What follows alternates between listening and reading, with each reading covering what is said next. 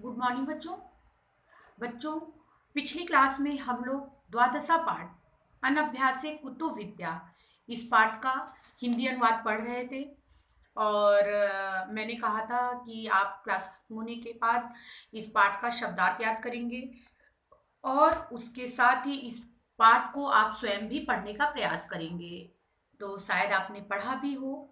जिन्होंने नहीं पढ़ा है वो शब्दार्थ याद करें और उसके बाद फिर इस पाठ को पढ़ने का प्रयास करें, क्योंकि बच्चों पाठ के ही आधार पे अभ्यास प्रश्न होते हैं।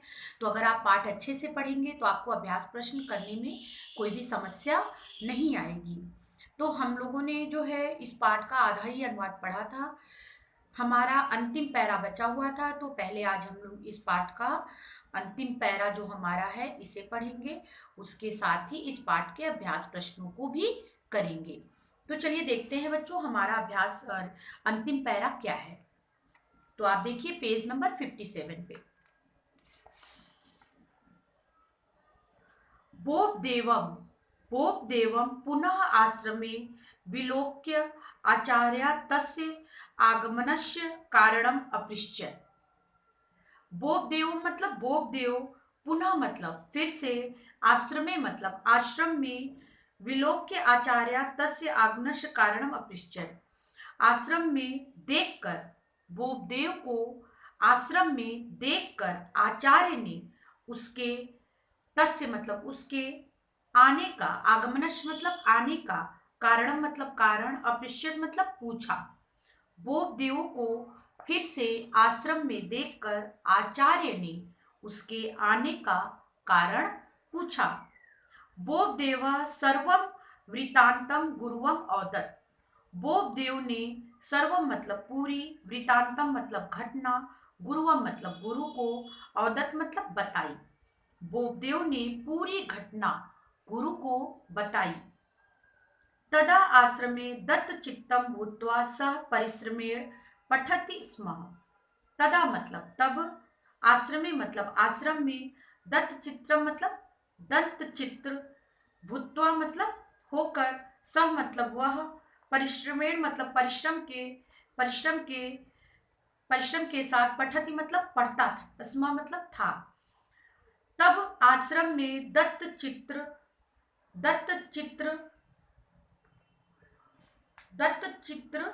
तब आश्रम में दत्त चित्र वह परिश्रम के साथ पढ़ता था। एवं कालांतरणे सह सहपाठिना समादारम गुरुणाम स्नेहम च संप्राय संतोषम अविदतम।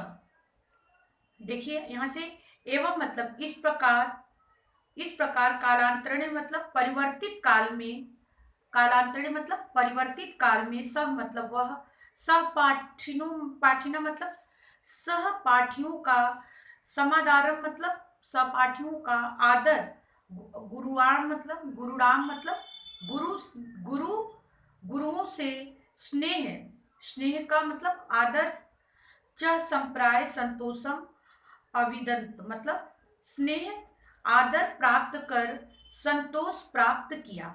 फिर से देखिए, इस प्रकार परिवर्तित काल में वह सहपाठियों का आदर और गुरुओं का आदर प्राप्त कर संतोष प्राप्त किया। मतलब सहपाठी भी उससे प्यार, सहपाठी का मतलब जो उसके साथ पढ़ते थे, और गुरु भी उसे प्यार और आदर देने लगे।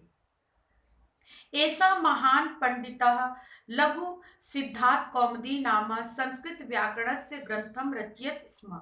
ऐसा मतलब इस महान पंडित ने लघु सिद्धांत कौमुदी, ये बुक का, पुस्तक का नाम है, संस्कृत की पुस्तक का नाम है लघु सिद्धांत कौमुदी नामक संस्कृत व्याकरणस्य ग्रंथम रचयति नामक संस्कृत व्याकरण की रचना की। रचयति का मतलब रचना, रचना की।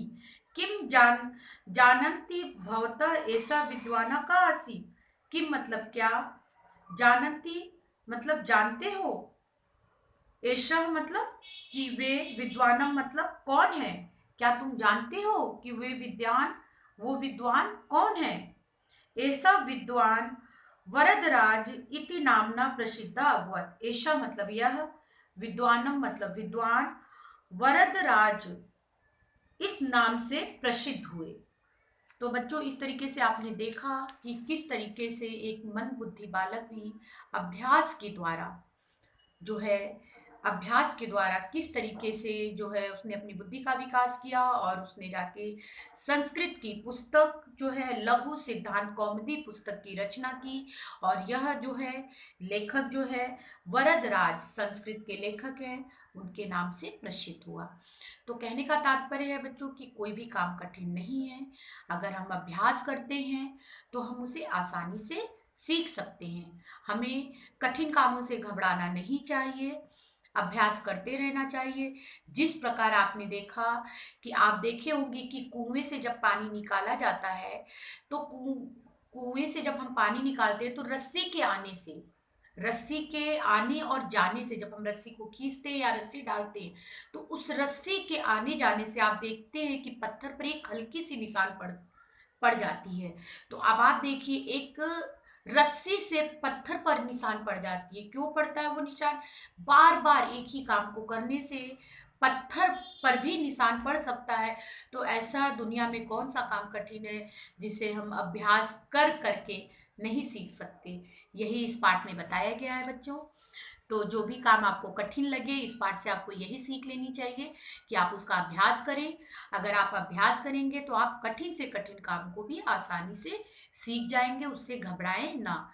तो इस पाठ से आप यही सीख लें। तो बच्चों, ये पूरा पाठ आपका यही समाप्त होता है।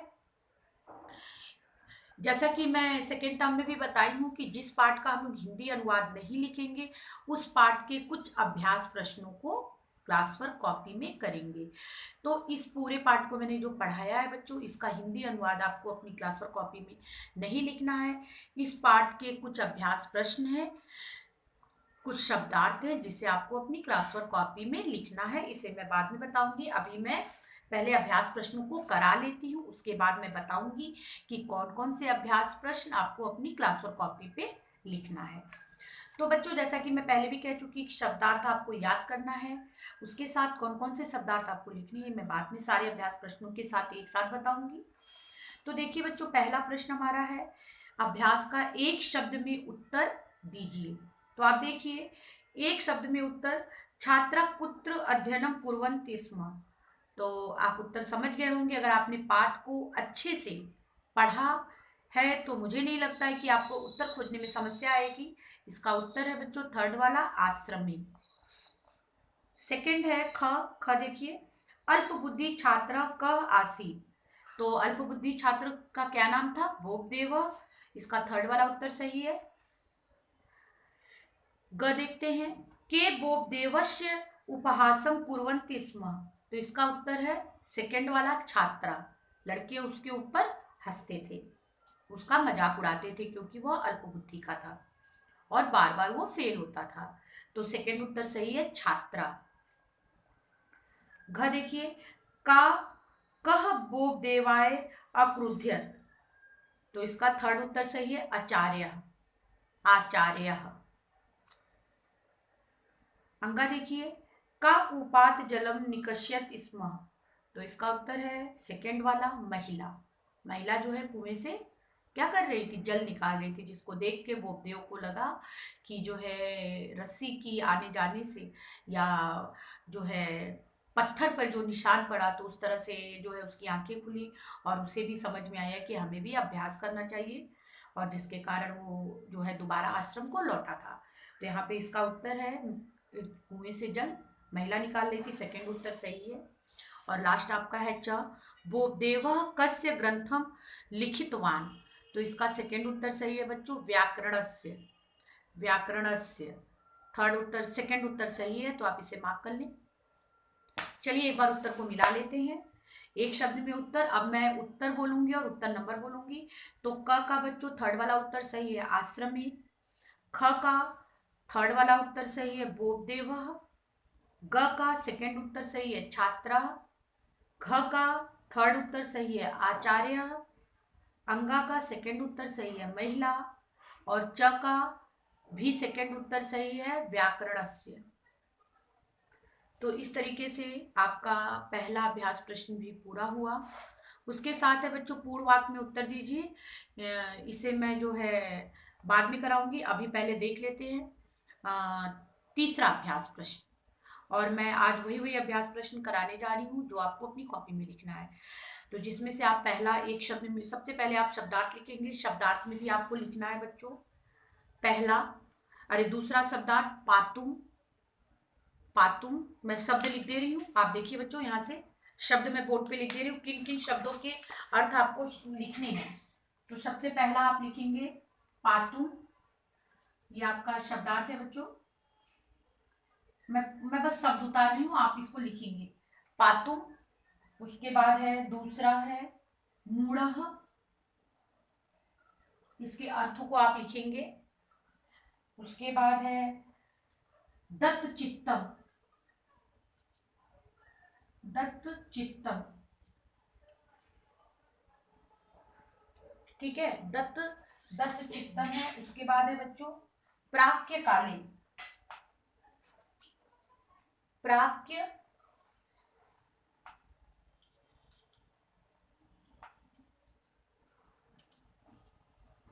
चार हो गए, टोटल 5 लिखने हैं। और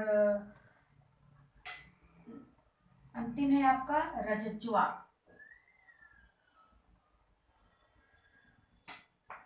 अब आप देख लीजिए, मैं एक बार फिर से बता रही हूँ। पातुम, पातुम का मतलब होता है पीने के लिए। मूढ़ा, मूढ़ा का मतलब होता है मूर्ख। फिर है दत्त चित्तम मतलब मन लगाकर। फिर है प्राक्य काले मतलब प्राचीन समय से। और रजज्वा मतलब रस्सी से। तो इन शब्दार्थों, ये 5 टोटल 5 शब्दार्थ हैं जिसे आपको अपनी क्लास वर्क कॉपी पर बच्चों लिखना है। उसके साथ है आपका पहला एक शब्द में उत्तर दीजिए, इसे भी आप पूरा अपनी क्लास वर्क कॉपी पर लिखेंगे। और तो शब्दार्थ और ये पहला, ये दोनों आपको लिखना है। उसके साथ है बच्चों अभी तीसरा भी मैं लिखवाऊंगी, तो इसे हम लोग नेक्स्ट क्लास में करेंगे। अगली क्लास में मैं बताऊंगी जो है इसका पेज नंबर 59 का पूर्ण वाक्य में उत्तर दीजिए। और तीसरा जिसमें से पूर्ण वाक्य में उत्तर दीजिए आपको अपनी क्लास वर्क कॉपी पे लिखना है, इसे अपनी कॉपी पे नहीं लिखना है। आपको सबसे पहले अपनी कॉपी पे 5 शब्दार्थ लिखने हैं और उसके बाद पहला अभ्यास प्रश्न एक शब्द में उत्तर दीजिए। नेक्स्ट क्लास में मैं और बताऊंगी कि आपको अपनी क्लास वर्क कॉपी पे क्या लिखना है। जब मैं पढ़ा लूंगी तो उसके बाद मैं आपको बताऊंगी कि क्या क्या करना है। तो तब तक आपका काम यही है बच्चों कि आप शब्दार्थ तैयार करें और पहला अभ्यास प्रश्न जो मैंने पढ़ाया एक शब्द में उत्तर दीजिए, इसे भी आप तैयार करिएगा। शब्दार्थ में सिर्फ 5 शब्दार्थ आपको अपनी कॉपी में लिखना है। और उसके साथ अगला पहला अभ्यास प्रश्न जो है एक शब्द में उत्तर दीजिए, इसे भी आप लिखेंगे। कॉपी को साफ और सुंदर और अच्छे तरीके से लिखिएगा। थर्ड टर्म को पहले लिखिएगा, मार्क करिएगा, पहले थर्ड टर्म लिख लीजिएगा, उसके बाद ही लिखना शुरू करिएगा। नेक्स्ट क्लास में बच्चों हम लोग फिर मिलेंगे इसी पार्ट के साथ। और इस पार्ट के जो है पेज नंबर 59 के अभ्यास प्रश्नों को मैं कराऊंगी और उसके साथ ये भी बताऊंगी कि और कौन से अभ्यास प्रश्नों को आपको कॉपी में लिखना है।